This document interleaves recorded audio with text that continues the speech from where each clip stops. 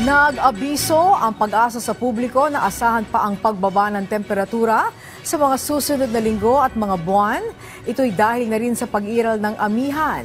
Ayon kay Pag-asa Climate Monitoring and Prediction Section Chief Ana Lisa Solis, posibleng maglaro sa 11 hanggang 14 degrees Celsius ang lowest temperature ngayong buwan, habang posible naman na bumagsak hanggang sa 7.9 degrees Celsius ang temperatura pagdating ng Enero hanggang Pebrero.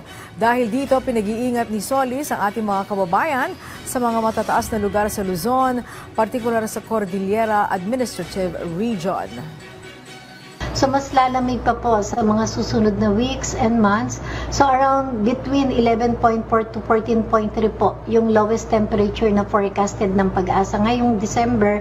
And then between 7.9 to 11.8, yan po yung mga possible na mga lowest temperature na pino-forecast po ng Pag-asa mula January up to February 2026. Kailangan pa din pong mag-ingat yung ating mga kababayan, lalong-lalo na po dyan sa may mountainous areas ng Luzon, dyan sa may car, dahil possible din po yung formation ng mga frost. So, posible pong maka-apekto dun sa kanilang mga tanim sa ating mga high-value crops dyan po sa may car region.